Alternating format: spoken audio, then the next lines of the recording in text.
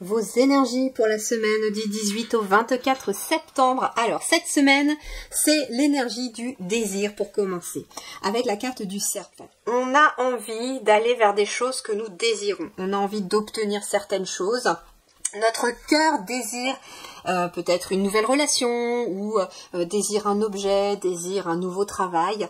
Il y a en tout cas une espèce de flamme qui brûle à l'intérieur de soi et qui a envie de s'exprimer. Mais en dos de deck, j'avais la dualité. Donc ce que j'ai ressenti ici, c'est que avec la dualité qui est symbolisée par la pie, c'est qu'on désire des choses, on a envie. C'est ça, on a envie de faire quelque chose, mais on n'ose pas. On n'ose pas. On est en dualité avec soi à l'intérieur de soi. Mais vous voyez ici, j'ai une pie qui est finalement posée sur un crâne. Ça veut dire ici que finalement le mental ne doit pas interférer. D'accord? C'est uniquement finalement la pie qui peut représenter, je sais pas, je ressens l'âme à travers la pie. C'est comme si finalement votre âme désire quelque chose, mais votre mental, lui, il fait interférence. Donc il y a une espèce de dualité à l'intérieur de soi. Et le mental ne doit pas interférer. Donc il y a la mort symbolique du mental. Surtout que derrière, vous voyez, j'ai la carte du corbeau avec la carte de la mort. Donc en fait, on est bien ici sur la mort de l'ego, quelque part. Donc se libérer de son mental, se libérer de l'ego pour pouvoir suivre ce que l'on désire. Suivre ce que son âme désire cette semaine. Et donc, ici, avec l'oracle sacré de la forêt, j'ai la carte du hibou qui nous parle de sagesse. On me dit ici que cette semaine, notre sagesse intérieure va grandir. Va grandir pourquoi? Parce que nous n'allons pas nous laisser manger par notre mental, par notre ego, et nous allons aller finalement chercher au plus profond de nous cette sagesse qui réside finalement bien caché au fond de soi. On va être quelque part aussi dans l'acceptation de nos différentes facettes, notre côté sombre, celui qui peut avoir certaines inquiétudes, mais aussi le côté positif qui désire des choses, vous voyez. C'est un petit peu aussi cette image du serpent. Le serpent a toujours mauvaise réputation, on le prend pour souvent la tentation, le malin, en tout cas c'est quelque chose qui n'est pas forcément positif. Alors que le serpent, il symbolise aussi la guérison. Il est en fait finalement quelque chose de positif qui nous permet de guérir. Ça peut être aussi guérir son désir. Ça peut être un désir cette semaine qui guérit.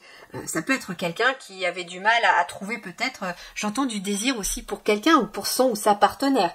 Et il y a besoin d'aller chercher à l'intérieur de soi pourquoi est-ce que ce désir est un petit peu à moitié éteint. Je dis bien à moitié éteint parce que les guides me disent qu'il est encore là.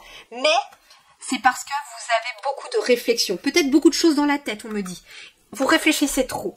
On me dit qu'il y a beaucoup d'inquiétudes. On s'inquiète de beaucoup de choses autour. On s'inquiète de son avenir, on s'inquiète de son présent, on s'inquiète peut-être pour les finances, pour les enfants, etc. Et donc, ça mange un petit peu le désir, par exemple, dans le couple.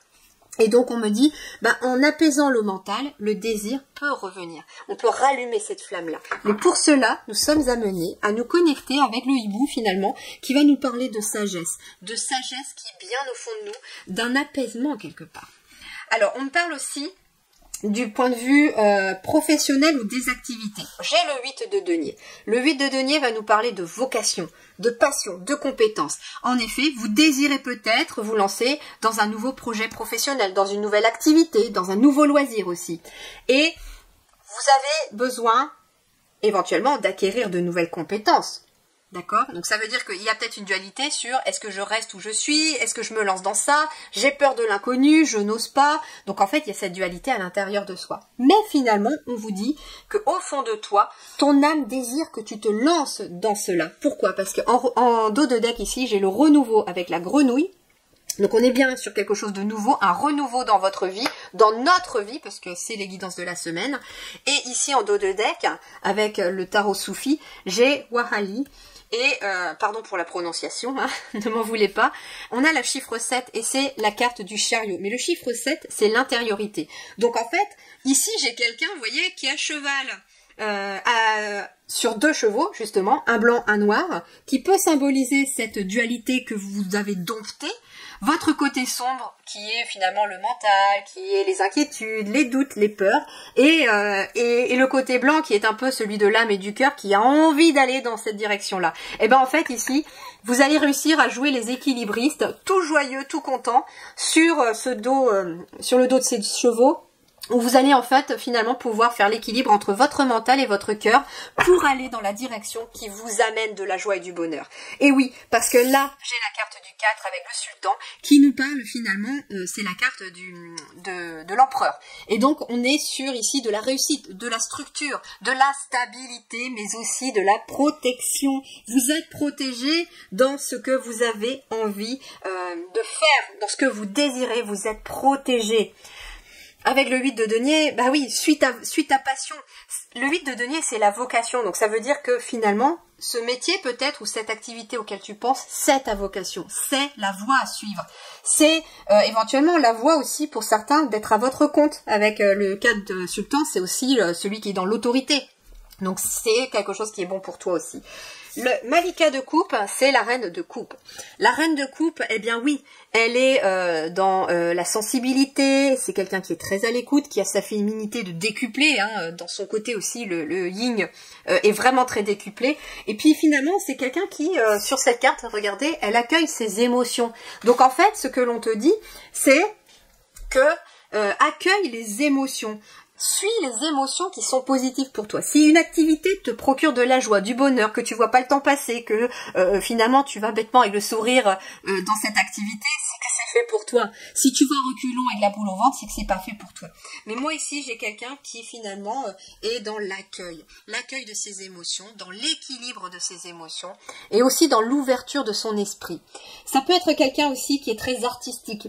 Donc on peut être sur un nouveau projet artistique ou le fait de désirer se lancer dans un projet artistique, mais on n'ose pas le faire parce que on nous parle de structure, on nous parle de stabilité. Mais elle viendra la stabilité avec le temps. Et comme je vous disais aussi, c'est marrant parce que ici, j'ai quelqu'un qui est à cheval aussi entre deux situations. Il est possible aussi, on me dit que si vous avez envie de changer de métier, que vous avez envie de vous lancer dans une activité artistique, eh bien, vous allez être amené pendant un certain temps, on me dit, pour le temps d'avancer, à avoir un pied dans votre ancien métier et un pied dans votre nouveau métier. Ça veut dire ici que pour moi, le cheval noir va représenter finalement le métier qui est en train de faire partie de votre passé, mais qui a encore besoin d'être dans le présent, parce que ça peut être un boulot alimentaire. Et ici, j'ai le cheval blanc qui est un peu la lumière. Et ça peut être en effet quelqu'un qui se lance aussi dans un métier de vocation, c'est-à-dire la vocation de, avec le soleil ici, d'éclairer les autres, de guider les autres. Ça fait partie de vous. Vous êtes quelqu'un de sage. Il y a une personne très sage à l'intérieur de vous que vous êtes amené à aller réveiller cette semaine. Réveiller parce qu'il y a une vocation qui est en train de renaître. Je dis renaître parce que c'est quelque chose qu'on me dit que vous avez fait pour certains ou certaines d'entre vous dans des vies antérieures.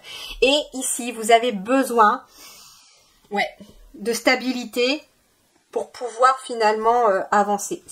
Ici, avec Malika de coupe, donc reine de coupe et l'empereur avec le sultan, on parle qu'il y a de la stabilité émotionnelle aussi, qui va se faire grâce à cette nouvelle vocation ou grâce à cette nouvelle activité, ce nouveau travail. Et ici, j'ai le soleil, avec la carte 19. Eh bien, le soleil, c'est la carte la plus positive. C'est du triomphe, c'est de la joie, c'est du succès. Donc, en effet, on est vraiment dans quelque chose de positif. Le soleil, c'est la générosité, tout comme Malika de coupe. C'est aussi quelqu'un qui est à l'écoute. Quelqu'un qui est d'une grande gentillesse, qui a le cœur sur la main. Quelqu'un qui est très intuitif aussi. Donc, que vous soyez un homme ou une femme, écoutez vos intuitions. Écoutez le sage ou la sage à l'intérieur de vous parce qu'il y a quelque chose de très très positif. Il y a un triomphe, il y a une victoire, il y a une réussite dans quelque chose que vous avez envie de mettre en place, mais que aujourd'hui, au moment où vous regardez cette vidéo, vous n'avez pas encore réussi à mettre en place parce que vous n'osez pas. Et on vous dit, ose, tu verras. Ose le mettre dans la matière. Et le sultan, c'est aussi le fait de planifier, de structurer, de s'organiser. C'est pour ça aussi qu'on vous dit, le temps de t'organiser, ne lâche pas ton ancienne activité, surtout si c'est quelque chose qui est professionnel, ne lâche pas ton ancienne activité parce que pendant un certain temps, tu vas peut-être être amené à jongler entre les deux.